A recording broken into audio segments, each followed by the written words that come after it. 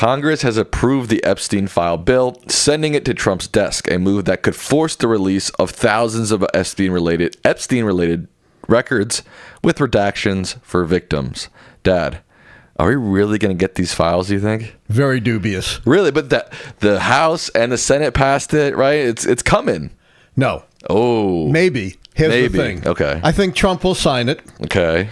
And I'll get to that whole rationale for Trump's turnaround. You don't want to use the word taco, right? Trump always caves or chickens out, because we believe the Epstein files should be released, and we welcomed these votes. Now, I did a commentary the other day for the BBC, which has the largest reach of any broadcast company. But you usually pronounce it in a different way. Right. Exactly. Don't you say the world service of the BBC? That's yes. better, yeah. This is before the vote, and I said they're going to pass it, but it's got a catch, and that is Trump is not going to be able to stop the Senate from passing it, and that happened. But there is a huge escape hatch, as I pointed out. Okay. And that's why I'm not confident we are going to ever see, at least anytime soon, while Pam Bondi is Attorney General, who believes she's Trump's lawyers, not the people's lawyers, in contravention to her constitutional duty and internal memos of the Department of Justice. You know, she said, there's nothing in these files to suggest any need to investigate any unnamed parties. That is, anyone other than those who are named in the Epstein indictment, like Ghislaine Maxwell. And then within hours of Trump essentially instructing her to launch investigations, not of everyone mentioned in the files, but only the Democrats, not him, not his buddies like Steve Bannon. Within hours, she said, oh, yes, we're going to launch such an investigation. And here's the rub. Trump signs this, right, Sam? Right. And it says, you got to release the files. Pam Bondi says, of course, but I can't. Because there's an ongoing investigation, and it is against Department of Justice policies to release information related to an ongoing investigation. We had one of these before, ordered by a Trump loyalist. Do you remember this, Sam? The so-called Dunham investigation, supposedly to investigate misconduct in the investigation of Russia's interference on behalf of Trump in 2016. It dragged on for years. And what did he come up with, Sam? Tell me. Diddly, in your words. Absolutely nothing of significance. How do you know those are my words? I mean, because I've heard you use it before. Oh, okay. So it really doesn't matter whether they come up with anything. I don't think they will, but they could drag this out for years, not releasing anything. I'm not saying that's going to happen, but one thing I've always said about Trump, right? Right. He always leaves himself an escape hatch. Right. For example, in his hour-plus harangue inciting his loyalists to storm the Capitol and try to disrupt the counting of the Electoral College votes. Clear intent. He throws in a half sentence, go demonstrate peacefully. Right. And he claims that half sentence exonerates the entire hour-plus harangue. When he first announced his candidacy and he said, Mexico's sending us their rapists and criminals, he adds, but I'm sure there are some fine people. Right. Always leaves himself an escape hatch. And this is the escape hatch. He doesn't care whether that investigation is going to come up with anything, because it's not going to, except unless they have a bogus indictment like that of James Comey and Letitia James. But he doesn't care. This is his escape hatch. This gives Bondi an excuse not to release the material, or to release it in such a highly redacted form that it doesn't prove anything at all. Right. So all the members of the House were able to save face. The Senate was able to save face. Now even Trump's going to save face, but at the midnight hour, Pam Bondi's going to come in and say, oh, whoops, we can't do this. I'm not saying that's going to happen, but that's a real strong possibility. Either we can't release it or release it in a form that it won't say anything. Right. Now let's go we have to backtrack a little to understand what's going on here. Okay. This is the phoniest exercise in Republican transparency, maybe in the history of the country, at least since Richard Nixon and his cover-up of Watergate. For months, Sam, what were Trump and his allies doing with respect to the Epstein material? They were saying it didn't exist. Or everything in their power to try to prevent it from being released, calling it a Democratic hoax. At the 11th hour, Trump even called in Lauren Boebert into the White House with a meeting with Bondi and Kash Patel, another Trump loyalist, head of the FBI, most likely to try to persuade her to withdraw her signature, which would bring it below the 218 votes needed to force a vote in the House. So until the 11th hour, they were desperately using every possible measure to prevent transparency. Right. Then, just before the House vote, Trump sees the handwriting on the wall. And he knows that all his crying, all his tears are not going to wash away a single word that the House was going to vote for the release of the Epstein material, was going to vote for the legislation, and there was going to be a huge number of Republican votes for it. So all of a sudden, Trump turns around and says, oh, yeah, I want to be in the interests of transparency, have these things released, only when he knew he couldn't prevent it. You've got to understand, with Donald Trump, everything is reflected in the prism of what is in it for him. And for months, he thought what would benefit him would be to suppress these files. Remember, even in the limited amount of material we've seen, which I'm told is a fraction of the total Epstein material, Trump was mentioned, you know how many times, Sam? Tell me. Over 1,000. Whoa. Some say over 1,500, depending on the count. Way more than any of the Democrats, he says, Pam Bondi should go after. So the last thing he wants is to release it. And he only has this phony pretend transparency, even though there is nothing that he can do about it, and he has created his escape hatch. And let's remember, it's not just the material that's been released so far from the Epstein, I think most of it's from the Epstein estate, that associates Donald Trump with Jeffrey Epstein. They had a relationship going back to the 1980s, Sam. What? 1980s. Before you were born. Oh, my God. I was already old then, but that's another story. They were photographed together numerous times. Trump invited Jeffrey Epstein to his second wedding, Sam, in 1993, to Marla Maples. A guy who he hardly knew. In 1993, he also sent this lewd outline of the silhouette of a woman, which said, quote, "We have certain things in common, Jeffrey." And then Donald says, "Yes, we do. Come to think about it. Donald, as a matter of fact, it was clear to me the last time I saw you.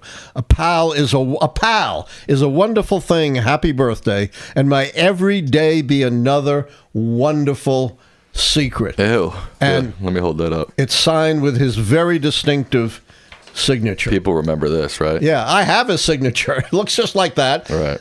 Experts have looked at it and said, yes, it closely resembles his signature. And it's, consistent with a guy who said, caught on tape, "I can do anything I want with women because I'm a star, even grab them by their private parts." It's consistent with a guy who's been accused over 20 times of abusing and sexually harassing women. And that's not enough.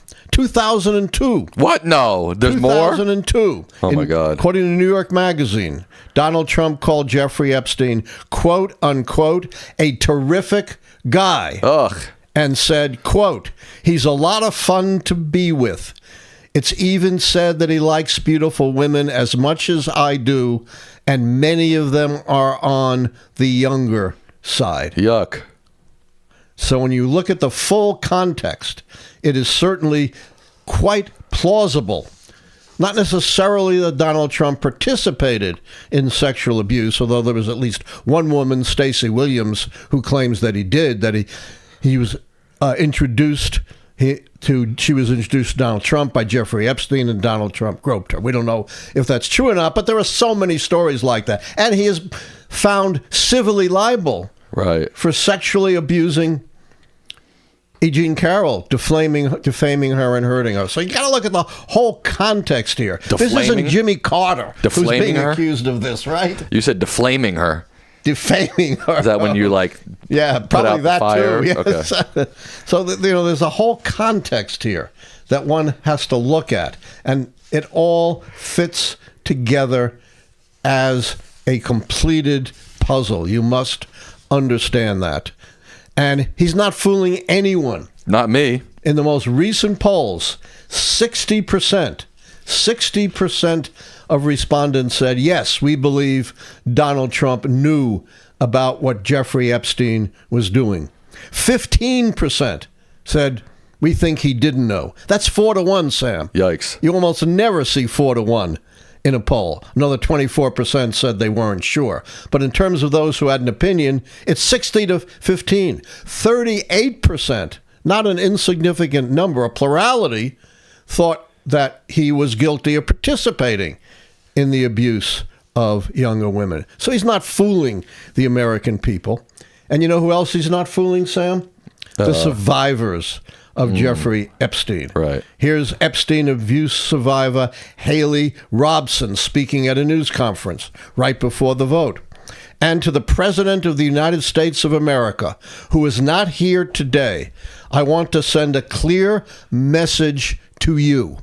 While I do understand your position has changed on the Epstein Files, and I'm grateful that you have pledged to sign this bill, I can't help but be skeptical of what the agenda is. So that being said, I want to relay this message to you. I am traumatized. I am not stupid. You, meaning Trump, have put us through so much stress, including what's supposed to have happened 50 days ago, Adelita Grivalva, who wanted to get sworn in and then got upset when your party goes against you because what is being done is wrong. It's not right for your own self-serving purposes. This is America. That's a survivor. Another survivor, Jenna Lisa Jones, said, I beg you, President Trump, please stop making this political. It's not about you. You are our president. Start acting like it. Show some class. Show some real leadership. Yeah. Show that Talking to Trump, she realizes that, right? Show that you actually care about people other than yourself. Was this some lunatic leftist, Sam? No. She said, quote, I voted for you, but your behavior on this issue has been a national embarrassment. He isn't even fooling members of his own party, who is perhaps the most right-wing member of the House, certainly one of them, Marjorie Taylor Greene, right? Right. One of Trump's staunchest allies has turned on him and attacked him, for his obstruction on the Epstein Files. So no one's being fooled by this claim that Trump is being transparent when he's done everything in his power until he couldn't stop it to halt the vote on releasing the Epstein material. But the drama is hardly over. Really? Because it remains to be seen what, if anything, will ever in the near future be released. So, two scenarios for you. We know that Don is the Teflon Don. Every scandal seems to bounce off of him. Nothing takes him down. January 6th happened, and he's still our president, right? Two scenarios. Either they get released, right, or they don't get released. And then within that scenario, they get released, and it's kind of more the same, more embarrassing stuff for Trump, connections with Epstein, but no criminal behavior. Or maybe criminal behavior, right? Depends if what they release is real. Right. Obviously, if there's criminal behavior, that might take him down. Correct. But are any of those other three scenarios, stuff comes out, but it's just more the same, or they don't release the Epstein files, will that actually take down Donald Trump? I'm not convinced. I don't know what take down Donald Trump means. Right, it's pretty general, I guess. Yeah, he's not going to be impeached. Okay. But it's not impossible if the Democrats take back the House, which is a better than 70% chance that they're going to do it, then he could get impeached. But the only way he takes down is through impeachment. But even if he's impeached, he's been impeached twice. What about resignation? He's never going to resign. He's not going to be convicted in the Senate. So the only thing that could take him down is his own health. Again, I'm not a physician. I'm not commenting on it as an expert, but just looking at him, he looks like someone who's got health issues. But let's leave that aside. It's not an issue of Trump resigning or being forced out. It's the cracking of his base, and even more importantly, the lack of motivation of the usually unmotivated voters who pushed him ahead in 2024. If Trump is even somewhat discredited by this, then he doesn't go anywhere. But Democratic prospects, like we saw in New Jersey, right, in Virginia, and in Georgia, where Democrats won 2 statewide elections for state positions they haven't won in many, many years. So the real fallout would be that it influences elections, that it undermines Republican prospects. And I think under either scenario, that's likely. And not only does 60% think Trump knew and 38% thinks he did something criminal, but his approval rating is collapsing. It's now below 40%. One poll had him, I think, something like 26% underwater. Averages have him close to 20% underwater. That's terrible poll ratings. And if it wasn't for very strong support among Republicans, who are a minority of the electorate, he'd be nowhere, because he's not only losing Democrats, he's losing independents big time. He can't win, as we learned in New Jersey, Pennsylvania, and Virginia, and Georgia. He can't win just with his base. He's got to turn independents. So this is a nightmare on Elm Street, maybe more for Republican Senate and congressional candidates than it is for Donald Trump. For the first time, there does seem to be a real possibility, it's a long shot, that the Democrats could even take back the Senate. Now, there was an interesting interview with Mark Epstein, who's the older brother of Jeffrey Epstein, and he said that, one, Kash Patel is wiping all mentions of Trump and Republicans and, big donors, billionaires from the Epstein files. And he said, two, Jeffrey Epstein definitely didn't kill himself. Now, again, that's from him, not from us, but thought it was pretty interesting. I wouldn't challenge either of those statements. I wouldn't validate them. But remember, one of the first things I warned about was that they were going to scrub Trump or redact Trump from the materials, unless they get him directly from the Epstein estate before they can do that. Yeah, that would not surprise me at all. And I've always been skeptical. I have no proof. I don't have a strong opinion one way or another, but I've always been skeptical about whether Jeffrey Epstein actually committed suicide. Thanks for watching our video. And don't forget to like, subscribe, and become a member today.